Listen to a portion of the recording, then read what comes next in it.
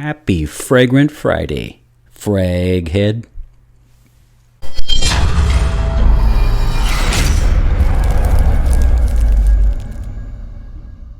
Hey everybody, this is Ben here at That Cologne Guy, coming at you with a new review. How are you doing? I hope you're doing well.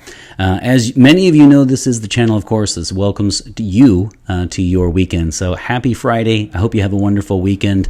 And you know what? I noticed in my analytics, I've noticed that about 80% of my viewers are people who stumble on to the channel when they're running a search. And so if you've just now stumbled onto this channel, then and it's not a Friday, well, you know what? Every day is a Friday here at That Cologne Guy. So you've seen the description and you've seen the title, and you know that this is Cèdre Atlas, or Cèdre Atlas by Atelier, if I can get that to come in. There we go, Atelier Cologne. If you guys watch me every week and you're not a huge fan of this house, I will be moving on to a different house next week, but I wanted to take a look at one more before I moved on, and if you like Atelier, I'll be coming back to it soon. I bought this huge sample pack, and so I'll be kind of coming in and out of Atelier fragrances this summer. So, you know, let's take a look at this style of review. You know, it's really, really easy to give a review of something that you are gushing about. So if you absolutely love a fragrance, it's easy to give one. If you're if you're a bit lukewarm on a fragrance, it can be a little bit more difficult. And that is my challenge this week. So I have to tell you, Cèdre Atlas is a pass for me. But I want to tell you why all of this is just so subjective. My daughter said she basically could not have liked this one more. In fact, I wouldn't be surprised if I ended up getting her a bottle of this in the future, because she really, really liked this one a lot. So it just goes to show you how subjective all of this is. For me, bottom line, I'm going to go over the notes and etc., but I just want to say now, for me, this one is herbal tea as you're reading a book in a library. I'll talk about it more later, but that's really what it comes down to. And so that's either going to work for you or it's not. And for me, it just doesn't do anything for me. I labored wearing this one many days this week, but you know, it's the sacrifice I make for you. You see what I do for you? Okay, so before I dive in on the notes, let me quickly say, yet again, we have had an absolute outpouring of new subscribers. Thank you very much. It really means a lot to me. Don't forget to always like, comment, and subscribe. It really helps out the channel, and forward these episodes on to your friends who are interested, to your fellow frag heads. That would be great. It would mean a lot, and really appreciate everything since last week. So, a couple milestones. One advantage, I'm a very, very small channel, and one advantage of that is we have a lot of milestones to celebrate. So you see, maybe I'm a closet optimist in the end. We did go over the 30,000 view mark this week, and we went over the 2,000 total hours viewed mark this week, and we are approaching 500 subscribers. So what that means is, of course, by the end of the year, I'm trying to get to 1,000 subscribers and then 4,000 total hours viewed, because then that is the next milestone, and it comes with a lot of advantages and et cetera, et cetera. It's just fun. So if you haven't subscribed already, please do so. All right, let's dive in, guys. This is Cèdre Atlas by Atelier. You guys know that Atelier means workshop in French. This company uses almost all natural ingredients, and I'm looking down now because, as you know, for each one I have a postcard, and they give the percentage actually for each fragrance that is ingredients of natural origin, and so this is 89%. Is Cèdre Atlas. So one of the things that I think you will like or not about this house, as I've said before, is because they have ingredients of natural origin, a lot of people gravitate to this house. They love this house. If you don't mind reapplying throughout the day, you will love this house. The longevity and projection are quite poor for me. I don't, which is why I like the smells. The fragrances I like, the scents I like, but to actually purchase a lot of their bottles, it's probably not going to happen, just because if I'm going to shell out that kind of cash, then I expect better longevity and projection.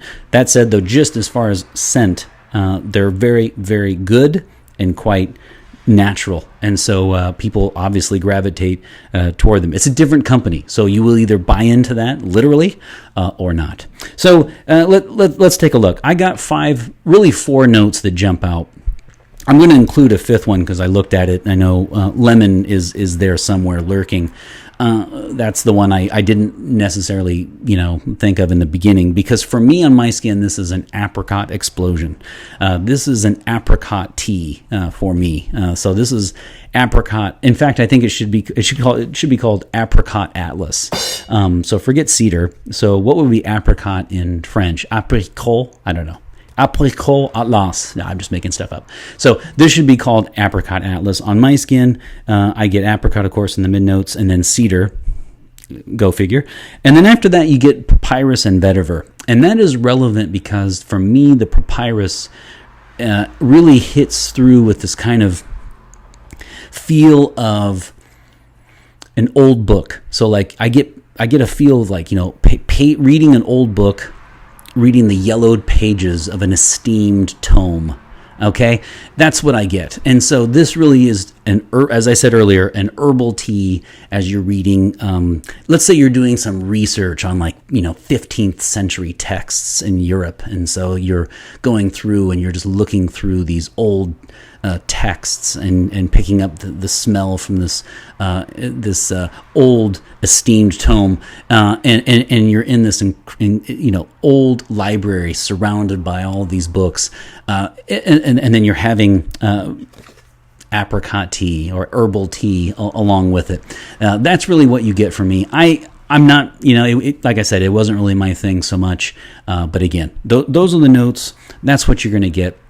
Okay, so I just read the description. I just read the description, and I am going to, it took a little bit longer than I thought, so I'm going to throw that as the bonus feature. If you want to know what the description is like for this fragrance, go to the end, check out the bonus feature, and that's me reading it. It doesn't really live up to its description. It's kind of quirky and odd.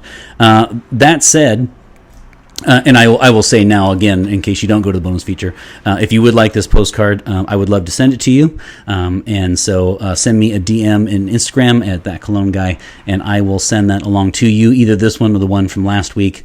And so there you have it. In terms of longevity and projection and sillage, this is where Atelier tends to disappoint me, and this one unfortunately is no exception. I'm feeling my inner Eeyore today because the longevity really wasn't there at all, and I would say 2 to 4 hours, and that's taking into consideration. By the way, I understand that this is a sample, and I understand also that I'm dabbing it on my skin. I understand that. I'm taking into consideration, even if it were a full bottle with a sprayer, atomizer, I still don't see this being a beast mode fragrance. I just don't see it. I got 2 to 4, and then in projection, I really never got beyond the skin. It doesn't project very well for me. This would be a scent that you would wear for yourself, and I think it'd be a wonderful scent. Actually, as I said earlier, if you like apricot-based fragrances, you will love this because it's quite original. Because who would think to have lemon, apricot, papyrus, and vetiver in the same fragrance? So I certainly tip my cap to them, to the originality factor. It just didn't work for me. So in terms of longevity, also not there. Projection doesn't impress, and then sillage. I mean, coming in and out of rooms, you're not really going to get noticed. So again, this is to me a fragrance that you would wear.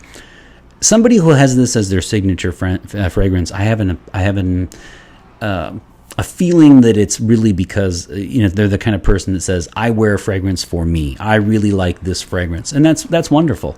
I don't think I would recommend this one though if you are looking for compliments and or to be noticed. For me, versatility, I consider this an office scent. For me, this is totally a day, office, spring, summer. That's what I would say. I would see this as like a 50 degree Fahrenheit to, on up. And I see this as a spring, summer. I don't see it as a happy hour. I don't see it as an evening, a night out. I just don't see it that way. Okay, so those are the seasons, and that's the versatility. When it comes to gender, I would say this one, for me personally, leans slightly feminine. I wouldn't say it's too feminine for me. I don't think that's the case, but I would say you're probably going to see about a 55-45 split as far as people who actually own this bottle. 55% women, 45% men. That's just me making up a figure, just because this is a unisex fragrance. I personally felt like it wore a little feminine for me. That said, definitely not too feminine, and that is not one of the reasons why I didn't really care for it. Now, with regard to the age, I'm a little bit torn, because I was going to say probably something along the lines of 30 and up, but my daughter absolutely loves it. So we're going to go ahead and say 12 and up. And obviously she likes it. So 12 and up on the age. I would, if I had not, though, talked to her, I would have said probably 30 and up. If you do like this and you own this and you appreciate this, maybe let us know if you feel that's about right. I don't know that this is incredibly youthful, but then again, with the lemon and apricot, why not? So 12 and up it is with regard to age. Okay, so there you have it. That was Cèdre Atlas, and as I said earlier, in some ways these reviews are a little bit more challenging. Because when you are, gushing, simply absolutely love a fragrance, it's quite easy to knock out a review. A review of this nature tends to be a little bit more nuanced when you're a little lukewarm on a fragrance, and I was this week. So I hope you appreciated that. That is Cèdre Atlas, and I'm going to go, like I said, the grumpy Eeyore part of me would probably say 2 out of 5 sprays. I'm going to go 3 out of 5, though, because I'm adding a spray, well, for 2 reasons. Number one is my daughter likes it, so in homage to her, right, I have to give it a higher rating. On top of it, I would say I really appreciate the originality factor of it. So I think for people who are into collecting, I think a lot of people would really, really gravitate to this one. And I have a feeling that if you guys are out there watching a lot of reviewers, I think I'm the exception to the rule. Maybe most people really, really appreciate this fragrance. So you see, you just never know. In fact, do me a favor. I want you to leave one comment down below where you list one that you don't like that almost everyone or in FragCom does like. So what is one fragrance that you don't like and almost everyone does? I guess for me it would probably be Sauvage by Dior. I also don't like Spice Bomb. Let's go with Dior. Sauvage. I love Dior as a house. Sauvage doesn't work for me. It smells like a toilet bowl cleaner, and yet every single person I know absolutely adores it. So there you have it. That's my vote, and with this one being the honorable mention. All right, folks, so when you go 3 out of 5, I'm going to have to be rather inventive because I don't have a sprayer, do I? So I'm going to go 1 on each wrist and 1 on the back of the neck. Boom. Boom. And many of you said, even though Al at Street Sense, Al here talking Street Sense, even though he says don't rub it in, you guys said last week that you do rub it in. So you know what? We're just going to rub it in. Get it? All right. Sorry about that. And the last one, of course, is on the back of the neck, just because I have to be rather inventive, don't I? I can't go on one side of the neck and then I won't have it. That is almost the end. I still didn't get to the end on this one. I did labor through this one this week. The trials and tribulations of a YouTube fragrance reviewer. There you have it, folks. Another review by the boards. I actually really enjoyed doing one that I wasn't terribly crazy about. It's always fun, and I hope you appreciated that. I hope you have a wonderful week. I really appreciate all of your support, and always remember, fragrance marks the celebration of today. Take care, everybody.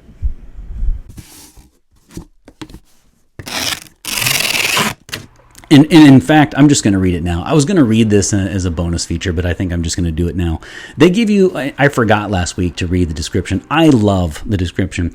Those of you who follow the channel know that I secretly want to be like the poet for a house who just creates these, description. So let's see if it lives up to the postcard. Same thing applies. Last week I actually had no takers, but if you would like this postcard, I would love to send it to you. So if you want, send me a DM in Instagram, that Cologne guy, with an address, and I will send it along. And it could be this one or the one previous. So let me know if it matters to you. But here it goes. All right. It says, he woke up suddenly, foggy and out of place. Scenes flashed in his head. They were chasing him. The snowpack was deep. He did not have what they wanted, but they would not believe him if he stopped. So he ran. Exhausted, he fell again. The moment he regained consciousness, a figure approached. She looked at him intently and spoke, "I can help you." Yeah, I don't know what that was all about.